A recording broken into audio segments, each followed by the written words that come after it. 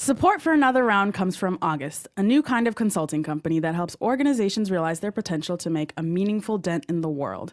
Interested in doing this work? Drop them a line today at www.aug.co/anotherround. That's aug.co/anotherround. Hi, everyone. I'm Heben. I'm Tracy. And welcome to Another Round with Heben and Tracy. Yay! They're excited.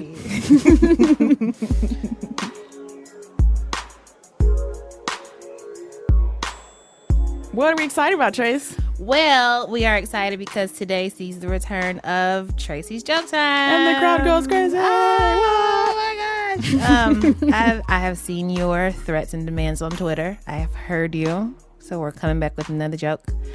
Also, we're going to be talking to a really, really interesting woman who's an activist in Bahrain. Her name is Maryam Al Khawaja. Honestly, I can't even think about the things she thinks about every day. Yeah, she's a human rights activist, and part of me doesn't know what that means exactly, and the other part of me knows that it's really, really dangerous. She's got an amazing story, though. I'm excited to talk to her. Word, let's get to it. But before we get into it, we have a little announcement. So our live show on April 14th at the University of Michigan in Ann Arbor may be sold out, but there will still be space available the night of the show. So we encourage everyone to show up early. Doors open at 6:30. You should get there at like 6:25 just to be sure. That's not early. What is 5 minutes going to do for you? Anyways, come early, guys. You know what? I don't know why I said that. I have no idea. That's why you're always late to things, Tracy. Perpetually late.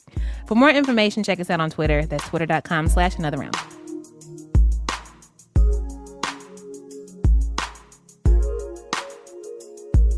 We've been getting a lot of angry tweets once again because there hasn't been a joke in a while. So guess what I'm about to do? Tracy's Joke Time. Telling jokes in the student laughing. Hopefully it's good. Probably won't be joke All right. time. Okay. Setting expectations. Please lower them all. Okay. Here's your joke. You ready? I'm ready. Oh, my God. So it's late one night, right? Mm-hmm. There's a man. We'll call him Jerome because why not? He's driving down the road and he's speeding because it's late. He's just driving. He just likes to drive fast. So he's speeding down this road at night. Cop sees him. Officer Bob, right? Bob throws on the sirens. He pulls Jerome over and he gives him the line, "Excuse me, sir. You know why I pulled you over?" Guy's like, "Nope, can't imagine." And then he's like, "Do you know how fast you were going?" And he says, "Yeah, I was going about 95, 80, but..." Oh, my God. But he's like, "But I have a good reason. I just robbed a bank and I've got to get out. I had to get away before the cops came." And the cop is like, did you just admit to a robbery?" And he's like, "Yeah, I got the loot in the back seat." And he's like, "What? Are you kidding me right now?" He was like, "Okay, you got me. It's not in the back seat. It's actually in the trunk." And then the guy's like, "Sir, I'm going to need you to pop the trunk for me. And also, I'm going to need your license and registration." He was like, "Okay, just want to let you know I have a loaded gun in both the trunk and in my glove compartment." Is Jerome black? What? Why Jerome got to be black? Because he got guns in the trunk. No. And in the glove box. His name is Jerome. Fair. That is a fair question to ask. He's mixed. You just made that up. I did. I really did. I'm just worried about Jerome. So at this time, Officer Bob is like, "I do not believe what just happened. This man just committed an armed robbery, which is a felony.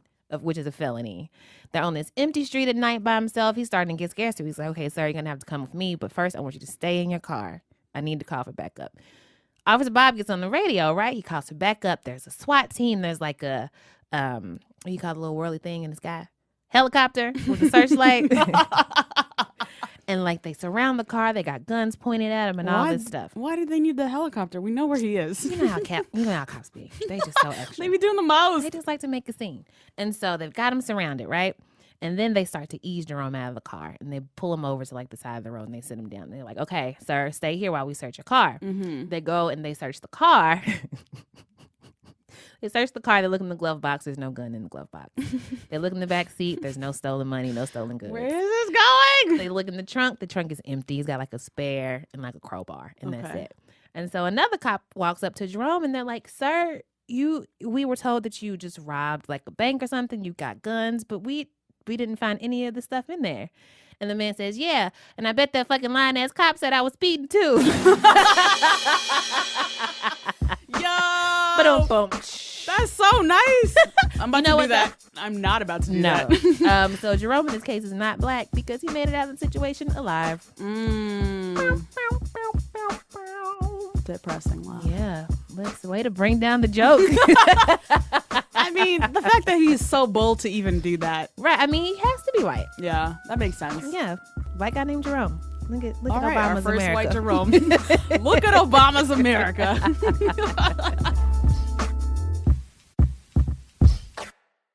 We're going to take a quick break, go pay some bills, etc., get some refills. And when we come back, you're going to hear from Maryam Al Khawaja, who is an incredible human rights activist. Support for Another Round comes from August, a new kind of consulting company that's starting a revolution in the way organizations work, from helping leaders embrace change to creating a culture where teams can thrive. Which brings us to our first and probably last installment of Master Workplace Theater. Tracy and I will take a real-life workplace situation and transform it into a super dramatic, unnecessarily dramatic radio play. Dun, dun, dun. This week on Master Workplace Theater, we find Tracy in a small meeting with her team members. Her coworker Stanley stands up and presents an idea. And that's why I think all environmental statistics going forward should sync up with Marsha's team before going live. Damn it, Stanley, that's the best idea I think I've ever heard in my 76 years at this company. Thanks, boss. Wait, Stanley, you know good and well that was my idea. I don't know what you're talking about, Tracy. Damn it, Stanley. Yes, you do. And listen, if y'all don't start telling the truth around here, there are more tables to flip where this one came from, buddy. Stanley, is this true? Did you steal this idea from Tracy? Maybe I did. Maybe I'm bad. Real bad. Maybe I'm unhinged. Maybe I just don't care anymore. Oh, God. Security! Wait. No, wait. What is it, Tracy? Stanley, I'm flattered that you liked my idea enough to steal it, but we should make a point to keep communication open across the team, okay? Now, let's shake hands and forget this ever happened. Sure thing. Put it there, partner. Tune in next time to see what happens after thousands of volts of nuclear energy travel from Stanley, the evil robot, into Tracy's body here on Master Workplace Theater. Thank you for listening. If you're passionate about revolutionizing the way companies operate and you love to geek out about things like the future of work and what makes teams awesome, get in touch with August, a consulting firm for the 21st century. Learn more at aug.co/anotherround. That's aug.co/anotherround. So we are very excited to have Maryam Al Khawaja in the studio right now. She's a human rights activist, the co-director of the Gulf Center for Human Rights. She currently lives in Denmark and is also a Bahraini citizen who played an instrumental role in the protests taking place in Bahrain in February of 2011. It was probably one of the smaller Arab Spring countries that people didn't pay attention to. But those protests triggered a government response of widespread extrajudicial killings, arrests, torture, and more to suppress voices for reform. So it's definitely something we should be paying attention to. And despite being in exile, she's emerged as a leading voice for human rights and political reform in Bahrain and the Gulf region. Welcome to the show. Thank you. You're known all over the world as this incredible activist, but we want to start with baby Maryam. What were you like as a kid? I was very stubborn, very hard-headed. I gave my sisters a very difficult time. My older sisters, one of whom is currently in prison, actually were responsible for taking us to school. I always made sure we were late. I would find any fence on the way to school and grab onto it and refuse to let go. I guess it was a way, because I was very small in size, I felt like I had to make up for it in personality. And so that was pretty much what I did. Where did you grow up? In Copenhagen until I was 14, and then we moved to Bahrain in 2001. Denmark is pretty white, right? Yes. I mean, we grew up in Holte, which is right outside of Copenhagen, and we were the only brown family in the entire town. What was that like? I mean, traumatic. I mean, I was told pretty much every day to go back to where I come from. I mean, even as a child, that's something we heard over and over again. I watched my mother not being allowed to get on the bus sometimes. If we walk into a store, we'd get followed around as if they know that we were going to steal something. So things like that, pretty much. Were you very aware of not being white, like as a kid? Definitely. I mean, we grew up in a small Bahraini society, if I can put it that way. We were 21 Bahraini families in Copenhagen, and we met every Saturday. Oh! Yeah, it was a nightmare. But now that I think about it, you know, I think that it was actually a good thing because we held on to our identity. And I think that one of the reasons that I actually decided to wear the headscarf was because I felt like it was me standing up to the Danish society, me saying that I know that you don't want me to wear this, so I'm going to wear it just because I can. Yeah. And so it was the headscarf was more of a statement than anything else. It also helped me to learn about myself. I mean, wearing the headscarf put me in a situation where I was forced to explain where I was from and who I was constantly. Right. Because people always ask me, well, why do you wear a scarf? And why do you dress that way? And I'd have to actually be able to present a valid argument. And so that actually helped me growing up to learn about myself, about my culture, about my religion, where I came from, why we did things. Now, when I went back to Bahrain, I realized that it was a whole different issue and definitely not what I had grown up to believe it was. What was that like? One of the things that I realized after we moved back to Bahrain is that Muslims on the outside of the Muslim countries are actually a lot more Islamic than people inside the Muslim countries. What does that mean? So what it means is that because you're, like I explained, because you grow up in societies where you are forced to explain yourself over and over again and to understand why you do the things the way you do them, it also teaches you about religion. And so you actually read, you actually go and find out why you do things the way you do because you have to explain it. But when we moved back to Bahrain, I realized that that wasn't the case over there. I mean, yes, there were people who understood, but generally people did things because they grew up thinking that they're supposed to do it because it was part of society. I remember one of like my most vivid memories of one of the first things that happened when I started interacting with Bahrainis in Bahrain was they were shocked that I prayed and that I wore the headscarf and that I didn't have a million boyfriends in Denmark. And so this entire scenario for me I was very struck by it. And I didn't really know how to deal with it either. Did you like living in Bahrain? No, I was one of those teenagers who was always very angry. I always, Same. you know, I loved listening to Tupac, Me Against the World. Yes.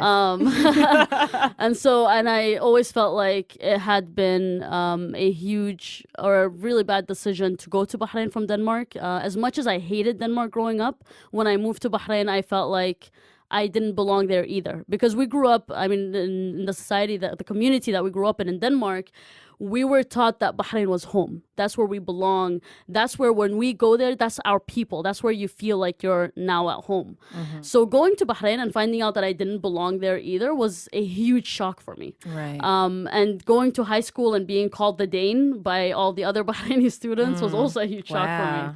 So where do you consider home? Like, where is home for you? I'm not sure. I mean, I guess the melodramatic thing to say would be the airport, since I travel so much. But I'm not going to say that. I'm not sure. I think that the one place where I've actually been, and I'm not just saying this because we're doing this show in New York, but actually the only place I've been where I actually felt like people didn't look at me like I stood out was Brooklyn. It was the one place where I could walk around and feel like, well, everyone's different. This is a place where I could actually fit in. Yeah. But otherwise, I don't think that I feel like anywhere really is home. So you have a very grown-up job. Like being a human rights activist is a very adult, grown-up thing. When you were little, before you knew what that was, before you knew what that meant, what did you want to be when you grew up? Both my parents are activists, and we grew up in an activist home. And you know, one of the things that our parents would tell us before we went to sleep is, you need to ask yourself a question every night, which is, what have I done today that makes this world a better place? And if you can't name one thing, then you've wasted a day. That's heavy for a 6-year-old. And so this is something, I mean, that we grew up with, and we constantly heard about the struggle. We constantly heard about the cause. My uncle was a political prisoner for about 7 years in Bahrain. He was severely tortured. And so we grew up hearing all of these stories about the atrocities that were being committed in Bahrain. And so I think that it was always a part of us. And when we moved back to Bahrain, my father was in and out of prison. I watched him getting beaten up by riot police several times. And so it was always part of the family. It was something that we lived with, and it wasn't much of a choice. That being said, I grew very disenchanted with the human rights work, to be honest. From 2001 to 2011, I watched my father getting beaten up. I watched him, trying to organize and trying to build a grassroots human rights movement. And I saw how they would be about 12 to 20 people going out to protest and getting beaten up and thrown in prison. And nobody cared. I mean, when I talk about it with anyone in Bahrain, they say, yeah, but your father's a troublemaker. And so I used to go up to my father and say, I don't understand why you're doing this. Like, what's the point? You can't change things for people if they don't want it to change. You can't force people to want human rights or democracy.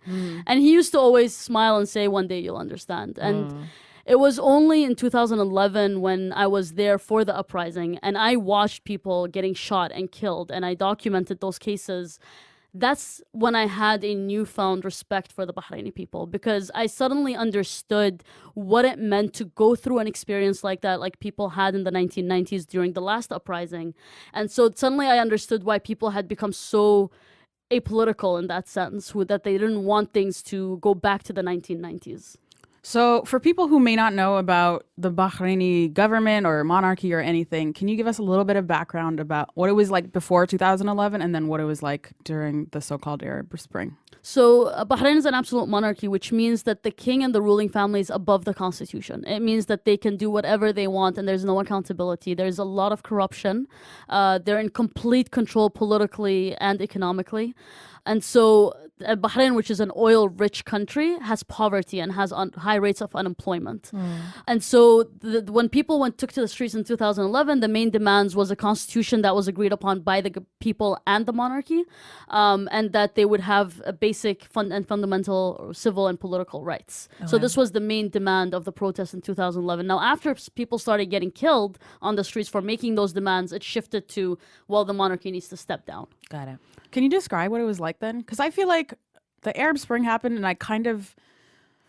I saw the emotional swell, but I felt very disconnected from it. Also, for listeners who may not know, what is Arab Spring? So the Arab Spring, I don't really like the term Arab Spring, but so the Arab Spring is the uprisings that happened in the Middle East and North Africa, demanding political change and fundamental human rights. It started in Tunisia when Bouazizi set himself on fire after having been slapped by a police officer. He was a vendor selling things on the streets and he got slapped, and because of that, he set himself on fire. He basically reached a point where he just couldn't take it anymore. This is one of the things that we continuously go back to, is that these revolutions were about dignity. It was about people who were living for such a long time in situations where their dignity was stripped away from them. And you don't understand what that means until you've actually tried it, until you're in a situation where you know that a police officer can come up to you, slap you, beat you, push you around, say whatever they want, and you can do absolutely nothing about it. And this is what then caused the uprising in Tunisia, which led to the president fleeing the country, and then of course ignited the revolution in Egypt, and then Bahrain was actually the third, and then Yemen, and then Syria. So I grew up in Ethiopia. Well, I was born in Ethiopia and I moved to America. It's very hard to describe to people what it's like growing up under a government where phrases like "the walls have ears" is incredibly important to learn very young. What was your relationship like to even discussing politics? Because of the way my father is and because of the way my mother raised us, I wasn't really used to having much of a filter, which is definitely something that you need to learn to have. I mean, during the last trip that I made to Bahrain when I got arrested, I remember just having to teach myself or reteach myself to remember what I can and cannot say, especially while I was in prison. And I did make a couple of mistakes that I could have paid a huge price for. Okay, so let's get into that. Yeah, I have so many questions about prison. Give us your short timeline of what happened during the Bahraini Revolution and your involvement and your family's involvement. So in 2011, I was actually living in London in exile. I was under threat of arrest, so I had to leave the country. Okay, explain all of that. Okay, so the actual crackdown started in 2010. It was August 13th. There were a few people coming back from London who were political activists and who had gone there to speak about torture at the House of Lords. And they got arrested upon arrival. Now, I had just come back from the US, actually. I was teaching at in Brown University in Providence. And I couldn't get a job because of my last name, because of my dad's work. Where in Bahrain, if one person is a human rights defender, the entire family pays the price. And so because I couldn't get a job, I started volunteering for the Bahrain Center for Human Rights, given that the crackdown had started and people were getting arrested. And because of that, I became under threat of arrest. And so in September 2010, I had to leave. They told me I had to leave the country within 24 hours and not tell anyone that I was leaving because I could have gotten arrested. So basically, I packed a bag and left the country, and I didn't know if I could go back. But in January 2011, once Tunisia and Egypt happened, we were like, this is our turn. Like this is the time for Bahrain as well. I just don't understand how you find the strength and the energy. So I'm not gonna lie, there were times that were pretty difficult. The reason why I went back to Bahrain was because my father was on hunger strike. I was in Denmark at that time, and I met with a hunger strike expert. My father had been on several hunger strikes before, one of which nearly cost him his life when he went on hunger strike for 110 days. And the hunger strike expert basically told me every day that your dad is alive is a day we didn't know we had. And he's basically at a risk of going into cardiac arrest or basically going to sleep and not waking up again at any time. That's so scary. And because he'd been on several hunger strikes, I was not able to get media attention to his case. I mean, the first hunger strike got a lot of media attention. There was huge diplomatic international response. But because he'd been on several hunger strikes, suddenly nobody was really interested in the story anymore. What do you feel like is the power or the philosophy behind the hunger strike? I feel like it's a very specific tool. It is. The idea is that you are stripped of basically every tool that you had as a human rights activist. All those things, all those tools that you usually have are taken away from you. So you use the last tool that you do have, and that's your own body.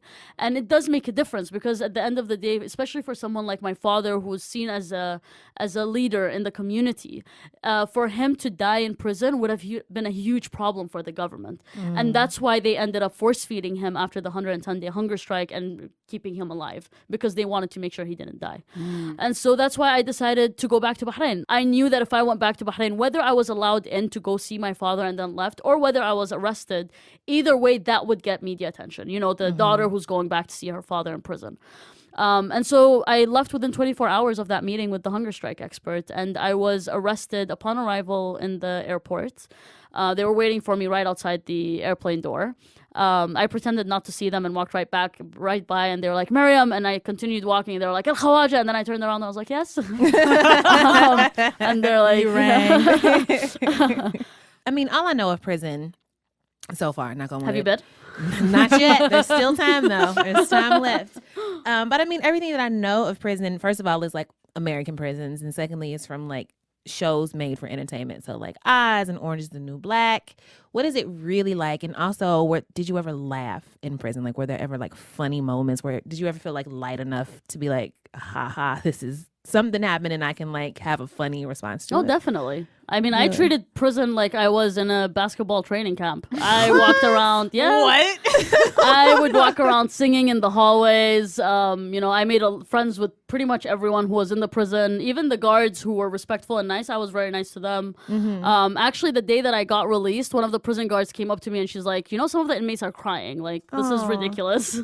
But like the whole point of, going to prison when you do what we do is one of the things you understand is that living and laughing and being able to take on prison with that attitude is part of the struggle. When you go in there and you're not able to laugh and you're not able to sing and you're not able to have that kind of strong attitude, you've already lost. It sends a message that you can put us in prison, but it's not going to break us. It's part of our struggle.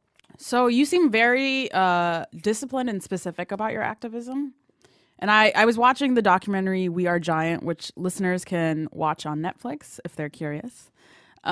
And your father and your sister were talking about how they both read Roots in Prison by Alex Haley and how much they thought about like the African American tradition of protest.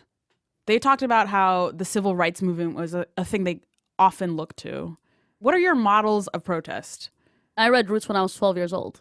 And it's one of the stories that stuck. And we've seen I mean, just about every movie there is about the African American struggle with my parents. I mean, when Amistad came out, my parents, got tickets and we went to the cinema and we watched it.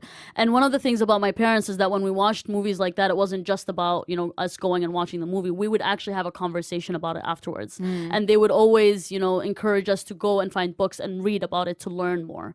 And so the struggle for civil rights in the United States, but also other struggles, have been very instrumental in the way that we do our work as well. Like what else?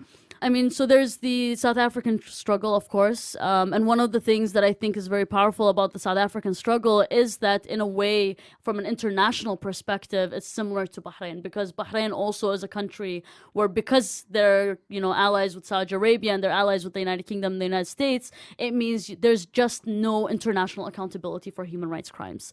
And so South Africa was the same way. And it took a struggle from the inside, but also from the outside for apartheid to stop. In the documentary, there's footage of you confronting Hillary Clinton. It's amazing to watch. It looks like, I don't even know what it was. It was some fancy gala situation. Yeah. And it doesn't show what happens after you start talking to her. What happened? So it was the U.S. Islamic World Forum. Okay. The younger brown people were placed all the way in the back of the room. And so there was Sure. actually quite a distance for me to go to get to Hillary Clinton at that point. Yeah. To begin with, I was sitting there and thinking, my father at that point and my two brothers-in-law and my uncle were all subjected to enforced disappearance. So this is in 2011. This was in 2011. We weren't even sure that my father was alive. The situation was really bad. And because he was taken away unconscious, they had beat him in front of my family until he was unconscious and then took him away. And so I was sitting there and Hillary Clinton was right in front of me. And I was sitting there thinking, well, what can I do? She's right there and I need to do something. And so in the beginning, I was thinking, well, maybe I should just get up and start shouting something while she's talking. And then I was like, no, that's not professional. And I probably will never get another meeting in the U.S. if I do that. Plus, it won't look good for my activism in the future. So I decided against it. But then after she finished her speech and she was coming off the stage, of course, people went up to her to say hello. And so I started, running across the room towards her because we were all the way in the back and, shouting, Mrs. Secretary, Mrs. Secretary. What I didn't notice is that there was actually Secret Service right behind me, and I was Who this brown girl? exactly. She's too close. And I was actually very lucky that I reached Hillary Clinton before they reached me, because that would have been a whole other story. So I got to her, and I grabbed her hand to say hello, and she was going to pull back, but I grabbed her hand and I basically gave her a run through of Bahrain in like 1.5 minutes. It was a great read. It was a fantastic read. Several days and were afraid for their lives. Already 4 people have died and their bodies have showed up with torture marks on them. And I think it's really necessary for the U.S. government to make a strong statement about what's going on in Bahrain, because these are U.S. allies at the end of the day. Thank you very much. Thank you. And she just smiled and then she said, thank you for coming. And she walked away. And now since then, I've gotten uninvited from an event that she was at. What do you mean? So I was invited to this event where she was going to be, and they were inviting women from the Middle East and across the world, young women activists, to come meet with her. So right up your alley. Right. Exactly. And I received an email. They were like, we'd love to invite you, blah, blah. And I was like, yeah, of course, I'd love to come. And then I received another email saying, we decided to go a different route. Wow. What a way to say you're uninvited. Yeah. So So how much time had elapsed from the confrontation to you being uninvited to this thing? the uninviting happened in 2014. I met her in 2011. Oh, so they're still thinking They're about still it. salty. Yeah. Yeah, I'm a little worried about what that's going to mean for my activism in the U.S. if she gets elected president. I feel like most of my questions are about like feelings and emotions, because I describe myself twice a day as just like one big walking emotion. I'm an emotion with legs. But like how do you do it?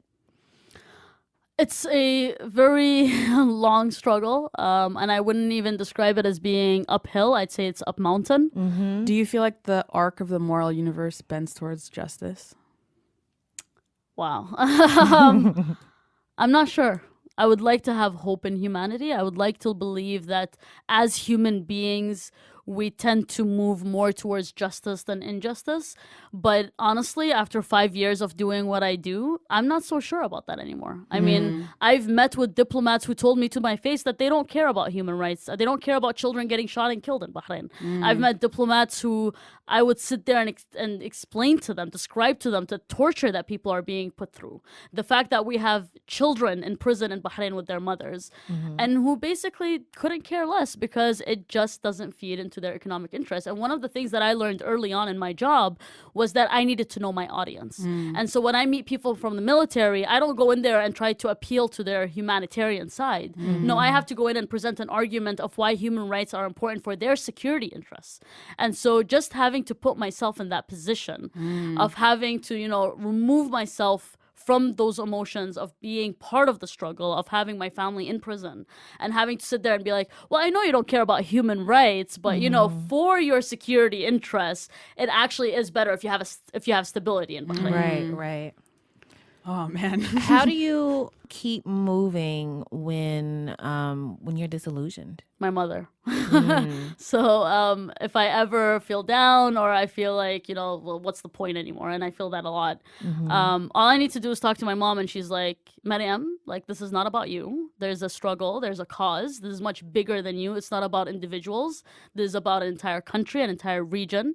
And if you think you're tired, think about these families who have had their children killed. Think about the people who are sitting in prison cells. You're sitting in Europe. And so you have absolutely no excuse to be giving up hope. If these people can continue struggling, you have no excuse to give up. But it's also something that my father told me before I left Bahrain, before he got arrested, which was, if you want to be a human rights defender, you have to understand that you can't do it because you're expecting results. If you expect results, you're going to lose hope. You're not going to be able to continue. You become a human rights defender because it's the right thing to do. You're doing the right thing because you need to do the right thing, because the right thing needs to be done, because people's rights need to be fought for. Because imagine if everyone stopped doing that, even if it doesn't change things to the better, how much worse would it be if human rights defenders decided to no longer defend human rights? Yeah. Woo. But That's a lot. It's a lot. Like, at the same time, you're human and humans get tired. Like, when you were speaking. When my parents say, like, sorry. No, go ahead. Because I feel like we're going to say the same thing. When my parents are like, children are starving in Africa. Yes. It's like, first of all, that was us. Yes. I literally know, Mom. But yeah, like, there are times when I'm like, and I mean, like, my problems, and I know and I recognize are like this big compared to like the problems that you're fighting. I'm just like, my internet's out. Well, it's relative. It's all relative. It's true. But like, when I have like friends who are going through it, like, example, I had a friend who was like going through some stuff and she put a status on Facebook just venting, and somebody responded and was like, well, it could always be worse. And I got so mad. I got so upset because like, that's not the point. She's allowed to get tired. She's allowed to be disillusioned. She's allowed to like sit down and like feel for herself for a moment. Do you allow yourself those moments? Do you ever get resentful at like the feeling or at being told that, like, it could be so much worse? I don't get resentful of being told that because I do also get told to take care of myself. Both my parents, whenever they talk to me, the first question they ask is, when is the last time you went to the cinema? When is the last time you went out to see friends? Are you, going out, having fun, and so on? And so that's something that's also very important to them. And my father has told me time and time again that if you want to be able to do this long term, you need to take care of yourself, because you can't take care of others if you don't take care of yourself. Right. That being said, like I said, when I was a child, I was very stubborn and hard-headed. And so I don't exactly listen to my parents. And I think it's largely related to the issue of survivor's guilt. That feeling of, I survived when others did not. Right. And so taking time off, you just feel so guilty that it's not even worth it. It's not even worth taking time off, because you feel so bad about yourself knowing that, well, in this moment, I could have written a statement. In this, hour that I took off, I could have done something to help someone. Funnily enough, being in prison those 3 weeks was the only time that I didn't feel that way. It was actually kind of like a mini vacation.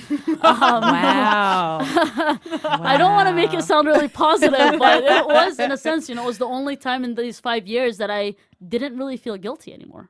So how do you take care of yourself? Do you take care of yourself? I think the easy answer to that would be no. I work pretty much most of the time. I mean, I do go out with friends from time to time. I do hang out with friends. But usually, like, even when I'm out with friends, I'm on my phone, I'm checking emails, I'm tweeting, I'm, following up. But it's also, it's very much related to the anxiety of something, of missing out on something. Because when my father was arrested, I found out from Twitter. Yeah. And I was sitting on a train going from New York to Providence when I found out. And just that feeling of being so far away, but also knowing that the only thing that links me to the situation there is my phone. And so there is this anxiety related to not being on the internet and not having my phone around and not checking my phone. Because I know that any bad news is always going to come through that device. Right. And so I have to be constantly connected. I want to circle back really quickly to your fam. The documentary that you were in, We Are Giants, your sister Zainab was also there with you. And she's currently in prison, yes? And she is either pregnant or has a new baby? Yeah, so she was arrested on the 14th of March with her 15-month-old son. Wow. I don't know why I would expect like humanitarian concern about the prison system. I mean, you would think that generally if you say, well, there's a 15-month-old baby in prison with his mother who's being held on freedom of expression and freedom of association charges, that people would care. But it actually doesn't work really that way. Yeah. So tell us about like what landed your sister in jail. So she has 5 cases against her. She's in total, I think, been charged with 13 or 15 cases. She's been imprisoned, I think, up to 10 or 11 times. I've lost track. 10 or 11 times now. She's been beaten. She's been shot in the leg. She's been, pretty much everything. But my favorite story of Zainab was she was on trial for ripping a picture of the king, which, of course, is a huge deal in Bahrain. And you can get up to 7 years in prison for insulting the king. So ripping a picture of him falls under that. And so she was on trial for ripping a picture of the king. And she basically was in a position where she was boycotting the court, but she knew that if she didn't go to court, she would get arrested anyway. If you boycott the court, you get picked up from your home. So she decided to go to court, which was surprising to all of us. Now, of course, we all knew that there was something going on, but of course, Zainab doesn't really share with us what she plans on doing because she's always worried that we're going to tell her not to do it. And so my phone starts ringing and I'm like, what's going on? And it's the lawyer and he's like, yeah, so Zainab got up in court in front of the judge, who's also a member of the ruling family, gave him a speech about how she's a free woman born to free parents. She was 8 months pregnant at that point, and how she told him how her son, when he is born, whether in a prison cell or not, will be a free baby boy as well. And then she took out a picture of the king, ripped it, and placed it in front of the judge. Oh my God. It's like when Sinead kind of ripped the picture of the Pope on Saturday Night Live. Just like But that. only a lot more important. My analysis is that she was arrested because of my work. They can't get to me, so they went after her. Her sentences are definitely related to her work and to her activism and the one-person protest that she stages and so on. But I think that the timing of the arrest right now was definitely a message to me. I'm trying to imagine being in your shoes, which obviously I cannot because I'm a very spoiled American who lives inside her bubble. But like your sister and your nephew are in jail. Like what? I just feel like I would feel so helpless at this point.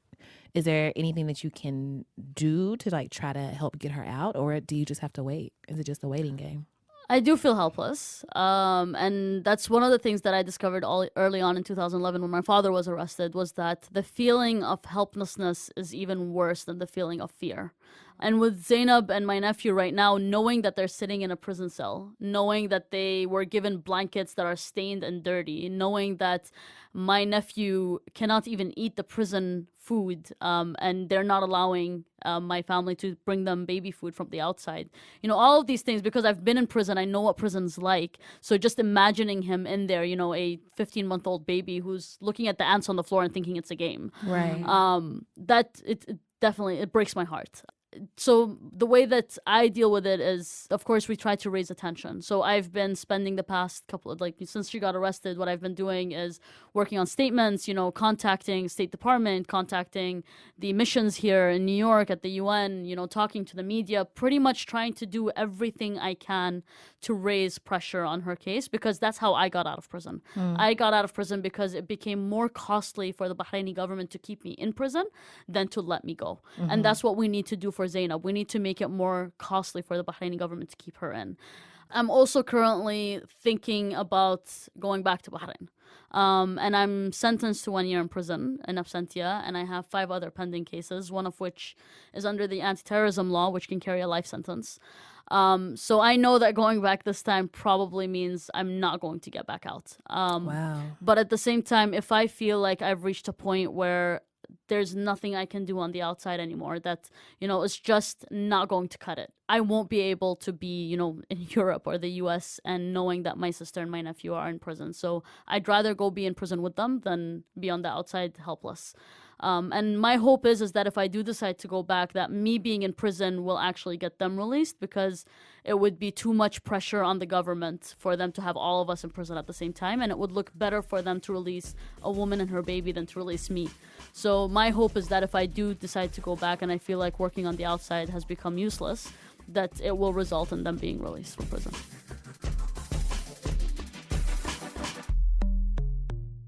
So for a dramatic change in tone, A huge shift, a very sharp shift in tone. Now is our fun rapid fire segment, which you're already familiar with, so I don't have to explain the title. It's called Pew Pew Pew. Pew Pew Pew Pew Pew.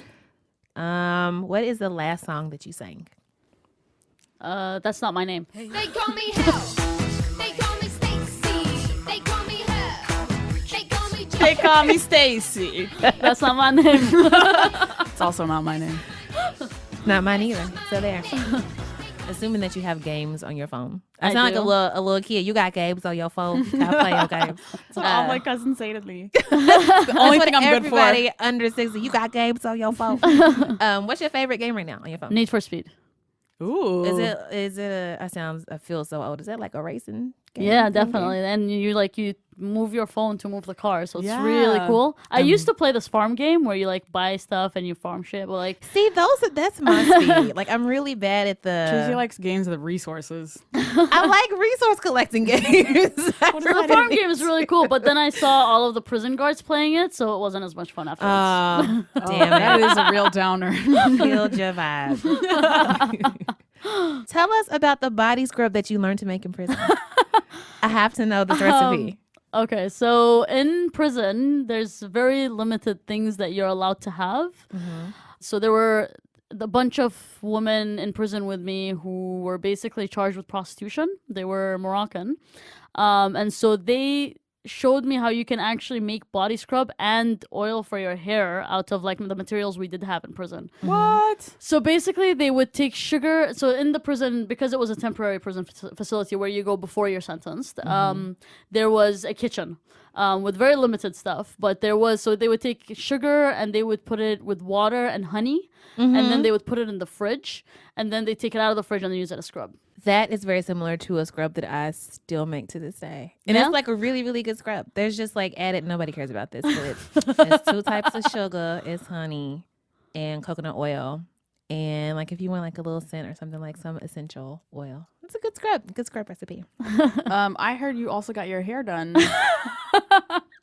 Yeah, I heard there were some cornrows involved.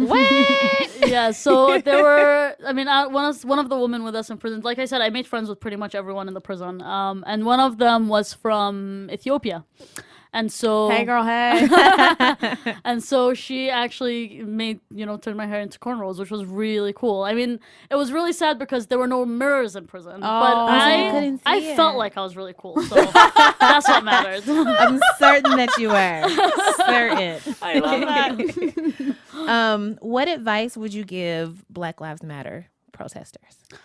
I think that first of all, it's very important for different struggles to reach outside of their borders. And I think that that's something that we learned the hard way in the Middle East, which is, there is no struggle that is by itself. You need to be able to reach across the border and work together, learn from each other, share strategies, because there's always going to be something that you didn't know about that you can learn from others. And so I remember when the protests actually started in Ferguson, I was one of the people that was tweeting advice about what to do with tear gas. And it actually got picked up by the New York Times, the tweets that I had written, along with actually a fellow activist from Palestine who was also tweeting about it, Maryam Al Khawaja. And so we are very aware of the different struggles that happen, and we try to give an input when we can. And I would actually be very interested in meeting with the activists from Black Lives Matter. I'm very it's a movement that I admire and respect very much, and I think it's something that's very important, especially at this time. And I think that they can definitely learn from our struggles, and we can learn from theirs as well. And so that's something that I would definitely love to see happen, is for us to actually reach across borders and learn from each other. Your eyeliner is always on point.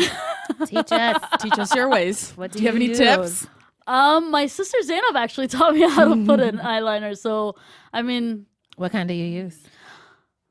MAC, I think. Wait, I don't remember. This is really bad. No, Chanel. That's Chanel. Okay. Okay. Is all right. it is it liquid? Is it a pencil? So it's liquid pencil.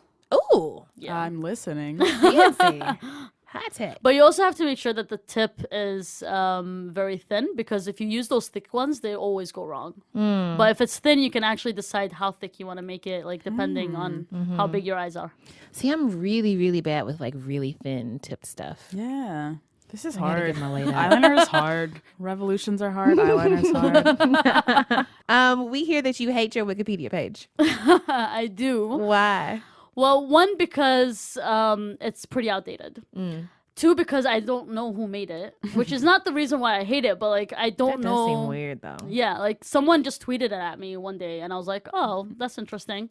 But the main reason why I hate it is because my friends, every time we meet someone new, decide to pull up my Wikipedia page, and that's how they introduce me to people. Nice. And I'm like, can you please not? This doesn't need to be how I'm introduced to people.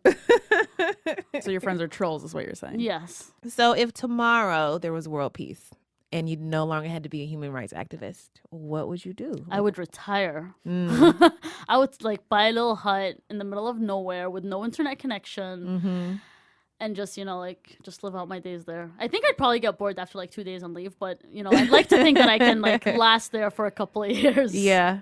But I mean, generally, I think I really love training. Before I got into human rights, I used to be a teacher, and I also used to train students on leadership skills, and it was a lot of fun. It was something that I loved doing. Well, on that beautiful note of this depressing conversation, yo, thank you so much for stopping by. The pleasure is all mine. Where can like I people learned so find? much. Yes, facts. Where can people find your work? Definitely on Twitter at Maryam Al Khawaja, MaryamAlKhawaja. Very long name. I think that's pretty much it. I mean, you can always, if you Google my name, you'll get tons of interviews and videos and stuff like that. And And a great Wikipedia page. yeah. Thanks for stopping by. Thank you so much. My pleasure.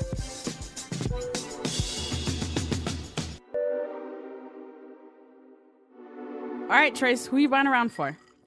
I'm really excited for this Ooh, because I'm buying around for Al Sharpton. I'm sorry, what? Yeah, let me clarify. How sway and why sway? People have their thoughts and opinions on Al Sharpton. I know that he's a pretty controversial figure. This is not what this round is about at all. Okay. I love Al Sharpton because he can't pronounce anything. What do you mean? So he had a show on MSNBC for a short time. He did. I Where- always found that show confusing. 'Cause Why? He'd be like a protester in the protest they're covering and also covering the protest. Right. So he covered himself how a is lot. that not a conflict of interest? Yeah, that's a thing that people Anyways. feel a way about Al Sharpton about. But it was so fun to watch because on the show he was definitely just like your uncle yelling at Thanksgiving. And he's just yelling about celebrities pronouncing their names all wrong. He called Kim Kardashian Kim Kardashian. Oh my God, that's the most said name ever. How do you not know who Kim Kardashian is or how to say her name? If you've never seen any bits or pieces of Al Sharpton's show, don't go watch actual clips of it. Go watch an SNL parody with Kenan Thompson as Al Sharpton. It's exactly like that. Also, though, what you should do, there's a video on the internet called Al Sharpton versus the teleprompter. Oh no.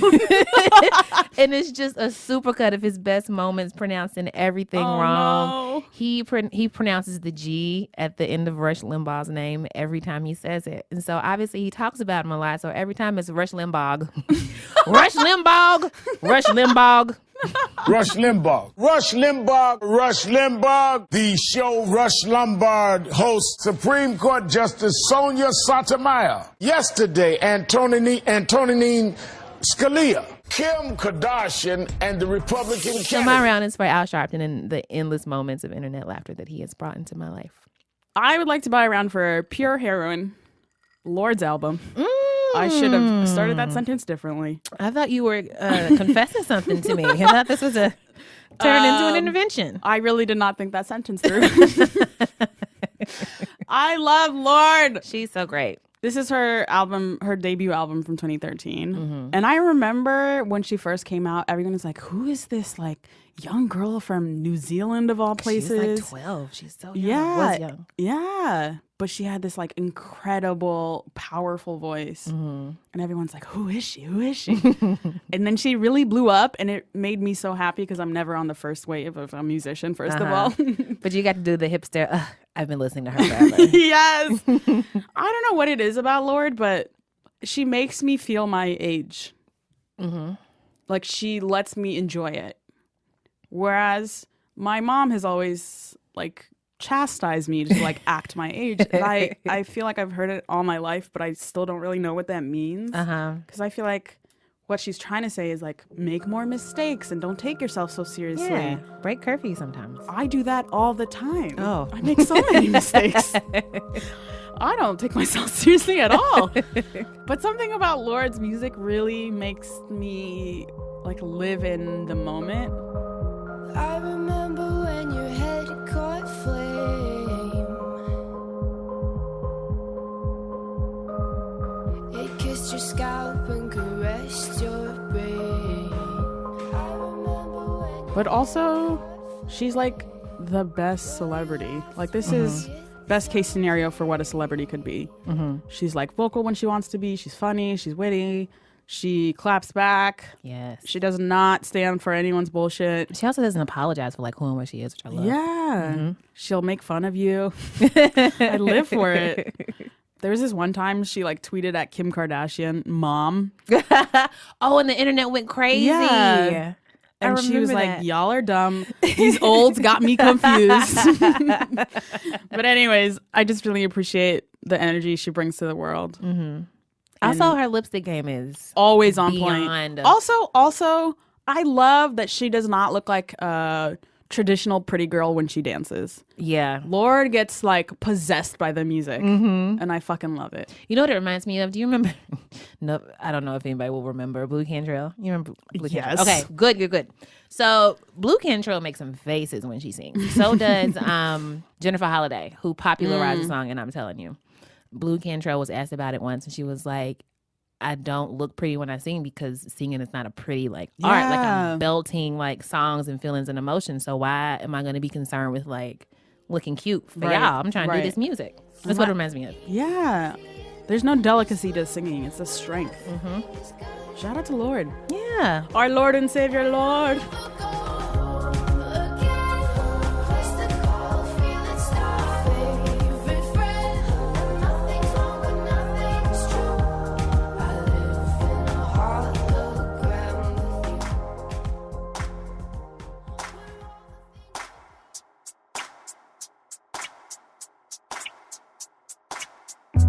We did it. Oh my God, we did it. Yo, that was an incredible conversation. It was a journey. We had jokes. We had Despair and hope.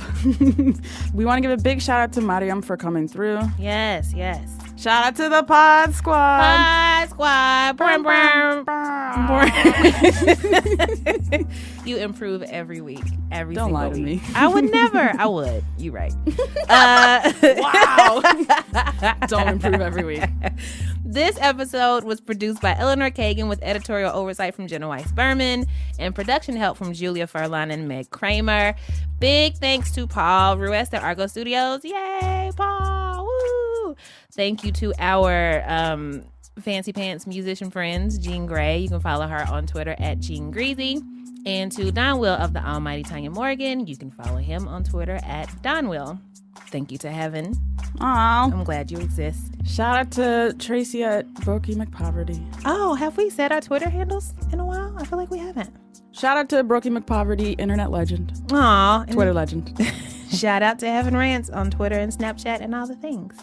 If for some reason you haven't subscribed to the newsletter Oh my yet, God, what are you doing? It's so good. it's honestly great. To sign up for the newsletter, go to BuzzFeed.com/anotherround/newsletter so you can get happiness and fun times and joy in your email inbox once a week. You're welcome. Also, be sure to check out BuzzFeed's other podcasts like The Tell Show and Internet Explorer. Hit us on the buzz on Twitter at Another Round, on Facebook. We're also Another Round. Email is anotherround@buzzfeed.com. If you like the show, rate us on iTunes. If you don't like the show, maybe do a little introspection and figure out what's going on. What's going on there? Yeah, we're worried about you. Also, we're on Spotify. What? Did you even know they have podcasts on Spotify? No. It's a little bit in the cut, but check it out. Yay, we coming up in the world. Woo woo. Look at the come up. Drink some water. Take your meds. Call your mom. Oh my God. Drink some water. Take a walk. Like a really long walk. Into it. Let's take a walk. Let's go. Let's go take a walk. Let's go take a walk right now. Bet. Bye.